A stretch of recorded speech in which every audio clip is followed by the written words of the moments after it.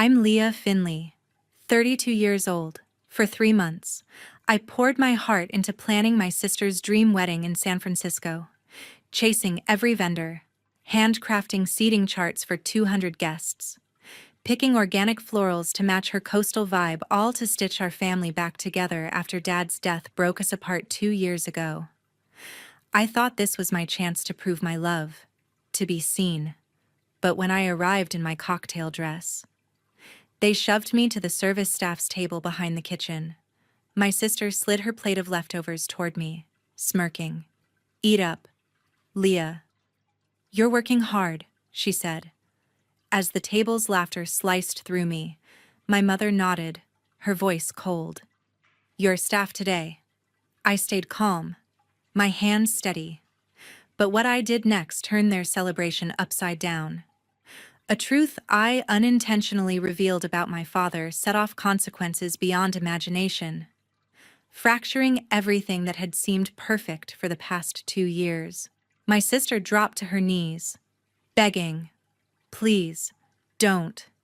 If you've ever been humiliated by family despite giving everything, drop your story in the comments, smash that like button, and subscribe with notifications on for more raw stories of standing tall when it counts." I arrived at the Bayview Grand Hotel 2 hours before the ceremony, checklist in hand, ready to ensure every detail was perfect. My heels clicked across the lobby as I approached the Grand Terrace. Mental notes raced through my mind. Catering confirmation at 3:15, sound check at 3:30, bridal suite touch-up at 4:00. "Excuse me, ma'am," the security guard with an iPad blocked my path. "Are you with the Harlan Ellis wedding?" "Yes. I'm Leah Finley, the bride's sister." He scrolled, frowning. "Spell your last name, Finley, same as the family." His finger moved slowly. "You're listed under staff design coordinator, service entrance around back." "That can't be right. I'm family. The list came from your mother and sister. Vendor access only." My stomach twisted as he pointed to the side door. Guests started arriving, Dad's former partners who knew me from childhood gatherings. They walked past, nodding curiously, while I stood frozen. Then Mom, Valerie Sutton, approached with my sister Tracy. "Leah, what are you doing out here?" Her voice had that sharp tone reserved for employees. "The guard says I'm staff. As you should be. You're coordinating today." The guard checked his phone awkwardly. Tracy smirked. "Come on, the staff table's ready in the kitchen area. It's got a great view of the trash bins." Mom pulled me aside. "We need you focused on work, not mingling. But I'm your daughter. And today, your help. Go set up." Mom whispered coldly. "People need to see order in a family, and you know your place in it." Their words hit hard as they left me there. I headed to the back, where the staff table sat behind the kitchen doors. Cooks bustled around, ignoring me. The humiliation burned reduced to a background role in my own family's event, 2 years ago, when Dad's heart gave out at Sutton Organics. I stepped up. I arranged the funeral, notified employees, made interim decisions for the chain of organic stores, while Mom and Tracy grieved. "You're so strong, Leah," people said, "just like Dad." Mom always said I took too much from him, the focus, the planning, the way I handled pressure without tears. Tracy has his kindness. She'd tell aunts at dinners, "Leah's all business." The first sign of exclusion came 3 weeks later. Mom scheduled an estate meeting for Tracy. The lawyer said bluntly, "Legally, Ms. Leah has no standing, the will is explicit. I found out dropping by, seeing the lawyer's car." "Oh, Leah," Mom said. "Eyes on papers? We're handling details. No need for you. Dad's will, Tracy and I got this. Legal terms aren't your thing." From the woman who knew I ran a design firm. Grief numbed me, so I didn't argue. The lawyer shifted uncomfortably. "Perhaps, Leah, we have it covered," Mom interrupted. "Leah's busy with clients. clients my firm that landed big hotel contracts. But to Mom, compared to Tracy's teaching role, I was the amateur. I left thinking pain-twisted people, unaware they were already cutting me from Dad's legacy while his office stood silent. Back at the venue, the pain deepened as familiar guests passed the kitchen entrance, their glances full of pity. Dad's old suppliers, family friends they saw me sidelined, a coordinator, not a sister. The laughter from the main room echoed, mocking my place. I gripped the table edge, fighting the wave of betrayal, knowing this wasn't just a mistake, it was deliberate. As more guests filed in, whispering, I realized how deeply they'd planned to diminish me. 6 months ago, my sister announced her engagement at a family dinner in our San Francisco home. I need a perfect wedding, she gushed. Someone who understands our family's place in the community. I volunteered instantly, thinking it could bridge the gap Dad's death left. Family supports family, I said, echoing his words, though they felt heavy on my tongue. For 3 months, I poured $20,000 of my savings into her dream day. I negotiated with vendors at dawn, secured organic florals for the Bayview Grand's terrace, and designed custom table settings that matched her coastal vision. My interior design firm thrived on precision. But this was personal. I haggled with caterers for sustainable menus, booked a local band to save costs, and confirmed every detail while Tracy stayed busy with her teaching job. She'd text excuses, grading papers, parent meetings, leaving me to handle it all. Mom praised her constantly. Tracy has your father's heart. She'd say at dinners, her eyes soft. You're too cold. Leah, all plans and no warmth. Her words stung, but I pushed forward, believing a flawless wedding might earn her respect. I covered deposits when Tracy's budget ran dry, pulling funds from my business account, telling myself it was worth it. Then my best friend, Brenda Quinn, called one evening while I was finalizing the seating chart. I found something, she said, her voice tense. She'd been digging through old emails for a client project and stumbled on one from Dad, sent weeks before he died. Leah, it read, my will ensures the business stays with someone who values it. Trust Brenda if anything feels off. I froze, rereading his words. A will Mom had said everything was settled, that Tracy and she handled it. Brenda's discovery lit a spark of doubt. Why hadn't I been told? I remembered Mom's dismissals at the estate meeting, how she'd brushed me off. My chest tightened, but I kept it to myself, not ready to confront the possibility of deception. Tensions grew as Tracy's demands escalated. One morning, she called while I was with a vendor. We need a string quartet from Oakland, she insisted, and those rare peonies from Napa. They're in a magazine. I explained the budget was stretched. My $20,000 was nearly gone. You're always so cheap. Leah, she snapped, her tone sharp. It's my day. Make it happen. Mom overheard when I visited her later. She's right. Leah. This is Tracy's moment. Don't cut corners. Their dismissal burned deeper than ever. I'd spent nights tweaking layouts, sacrificing client projects. Yet they treated me like a hired assistant. Brenda texted again that night, urging me to dig deeper into Dad's email. You're not imagining this. She wrote, something's wrong. I stared at my laptop. The seating chart open, my hands trembling. Tracy's demands and Mom's favoritism weren't just thoughtless, they were part of something bigger. Dad's words echoed in my mind, hinting at a truth I'd been too grief-stricken to see. As Tracy pushed for more, my suspicion grew, and I knew I couldn't ignore it any longer. I sat at the staff table behind the kitchen, the clatter of dishes drowning my thoughts.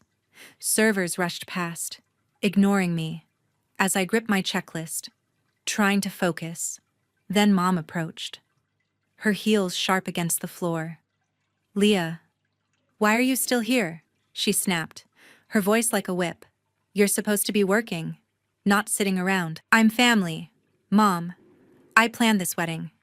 She rolled her eyes. Your staff today. Leah. Coordinators don't sit with guests. Before I could respond, Tracy swept in, radiant in her gown, holding a half-eaten plate of appetizers. Eat up.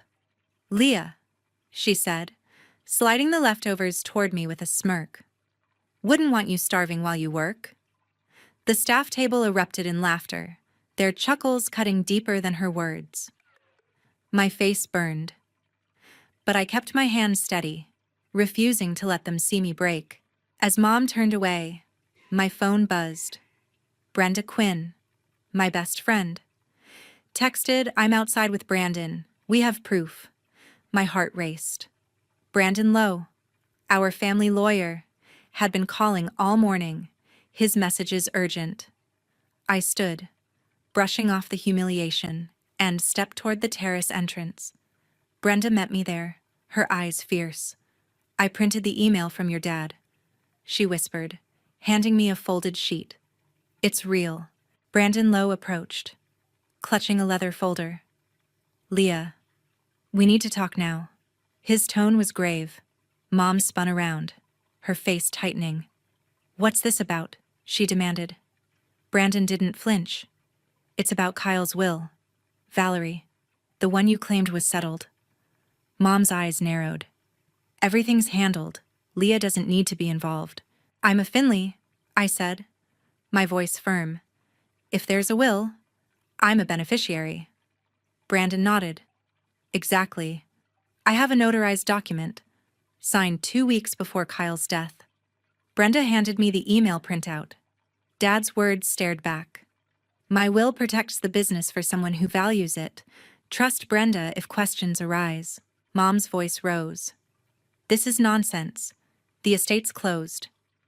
Brandon held up the folder. Not according to this. It's time-stamped, witnessed, and filed with the state. Guests nearby paused, their conversations fading. Dad's old suppliers, family friends they turned, sensing tension. Tracy stepped closer, her smile faltering. What's going on?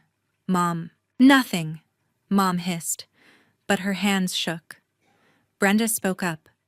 Leah found an email from Kyle, sent before he died. It mentions a will you never shared. I clutched the paper, my pulse pounding. You kept me out of the estate meeting. Mom. Why? You were busy, she snapped. Your design firm takes all your time. Busy, I retorted. I kept Sutton Organics running when Dad died.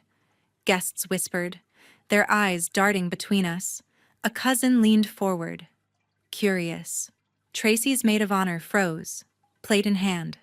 Brandon opened his folder. We're addressing this now. Before the ceremony. It's legally binding. Mom's face paled, but she stood her ground. You're making a scene.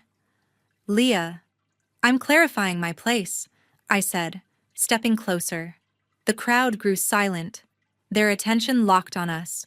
Tracy's groom, Patrick, appeared in the doorway, confused, as the terrace filled with murmurs. I knew this wasn't just a family spat, it was the start of something bigger.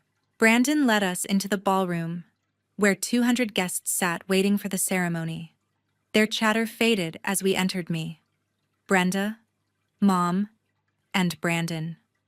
With Tracy trailing in her gown, eyes turned, sensing the tension. I clutched Dad's email printout, my resolve hardening. Brandon stepped to the center, his voice steady. Ladies and gentlemen, a brief family matter. He opened his leather folder. I have Kyle Sutton's notarized will, signed 2 weeks before his death. Murmurs rippled through the crowd. Tracy froze, her bouquet trembling. Mom grabbed her arm. This is inappropriate, she hissed. Inappropriate, I said, my voice carrying. Hiding Dad's will for 2 years is inappropriate. Guests leaned forward, phones slipping out to record. Brandon raised the document. Kyle named Leah Finley as primary beneficiary 70% of Sutton Organics and all assets. Tracy gets 10%. Valerie 20. The room went quiet. Forks clinking against plates. That's impossible, Tracy whispered, her face pale. Dad wouldn't do that. Brandon continued. There's a letter from Kyle, to be read if the will was concealed. He pulled out a sealed page. Dr. Gregory Morse, Kyle's physician, stood up. I witnessed the signing. Kyle was fully lucid. Denise Fowler, the company's CFO, nodded from her table. He wanted Leah to lead. Brandon read Dad's words aloud. To Leah, my daughter, who carries my vision for Sutton Organics. Valerie saw your strength as coldness, but I saw clarity. She and Tracy tried to sideline you. As I feared, this will protect you. My throat tightened, his voice echoing in my memory. Mom's face crumpled. You're lying, she said, but her voice shook. Tracy stepped forward, eyes wide. Mom, is this true? You said the business was mine? Mom stammered. I was protecting you. Tracy, the company would have overwhelmed you. Protecting her, I snapped. You let Tracy believe she deserved everything while I kept the stores running. Guests gasped, a cousin whispering to another. Denise stood, her tablet in hand. Leah's right. I've tracked questionable expenses, $500,000 funneled to Valerie's friends through fake contracts. The crowd stirred, phones recording faster. Tracy's eyes filled with tears. You lied to me. Mom, her voice broke. I turned to her. You didn't just lie. Tracy, you humiliated me out there, handing me your scraps like I'm nothing. Her groom, Patrick, stared, his jaw tight. The maid of honor dropped her glass, the crash echoing. Brandon held up the will. The state registered this on March 10th. 2 years ago, Valerie was notified the day after Kyle's death. Mom sank into a chair, silent. Tracy's knees buckled, and she dropped to the floor, sobbing. Please, Leah, don't do this, she begged, her voice a whisper. Please, don't. I stood tall, Dad's letter in my hand. You made your choice when you laughed at me. Tracy. The guests' eyes locked on us, their silence heavy. Patrick stepped back, his face unreadable, as the ballroom buzzed with shock. I knew this truth wasn't just mine, it was Dad's legacy, laid bare for all to see. I stood in the silent ballroom, Dad's letter in my hand, the weight of his words grounding me. Tracy's sobs echoed. Her plea, please, Leah, don't, still ringing. The guests' stares burned, but I felt steady for the first time. Brandon looked at me. Ms. Finley, do you accept your inheritance? I accept, I said, my voice clear. As executor of Kyle Sutton's will, I claim 70% of Sutton Organics and its assets. The crowd murmured, phones still recording. Denise stepped forward, her tablet ready. I've got the financials prepped. Leah, we can start the audit immediately. Mom stood, shaking.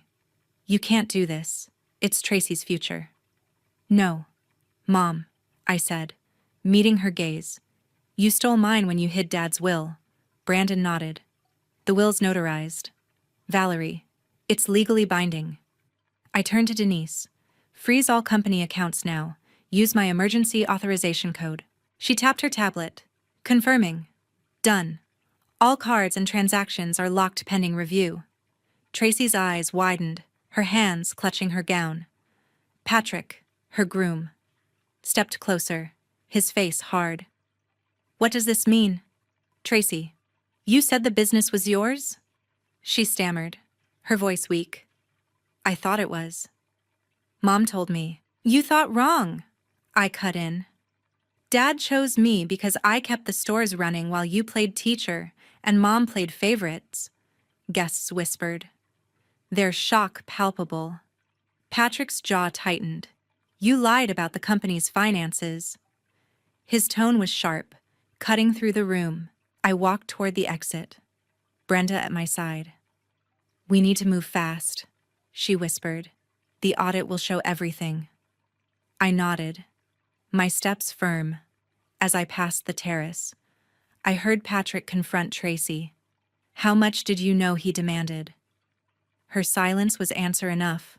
By Monday, Denise and I sat in Sutton Organics' office, combing through 2 years of records. The audit revealed what I'd feared: $500,000 siphoned to Mom's friends through fake consulting fees and vendor contracts.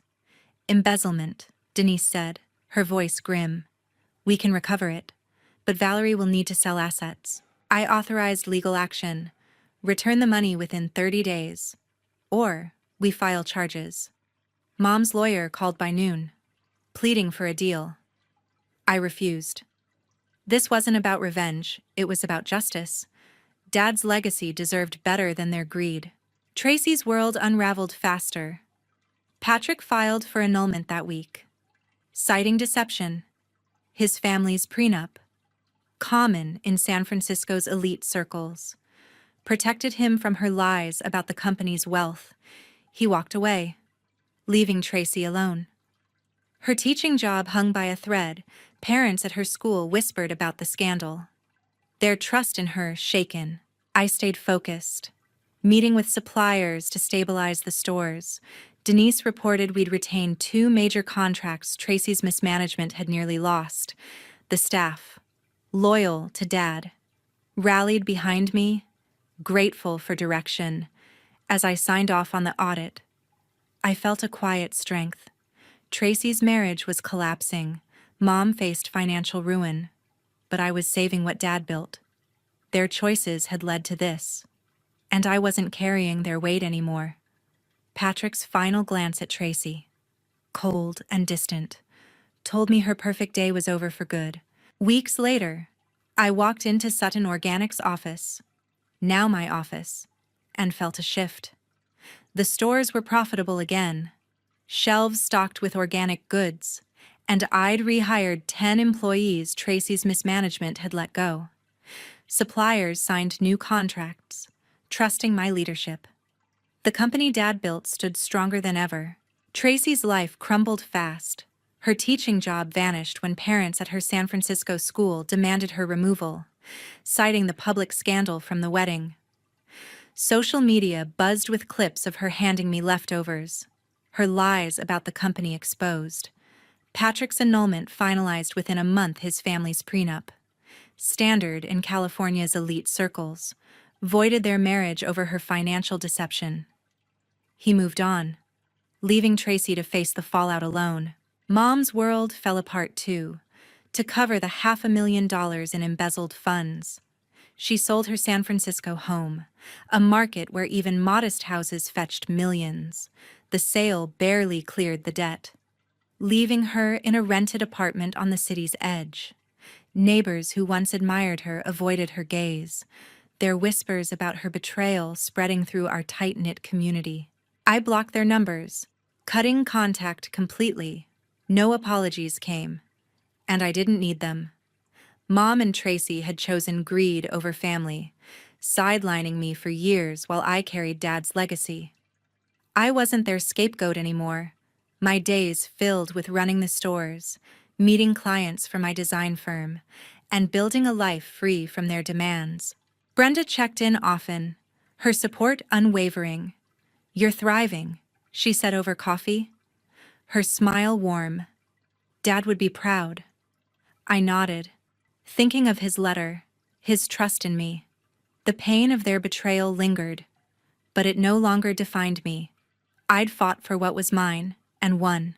Standing up wasn't about revenge, it was about justice.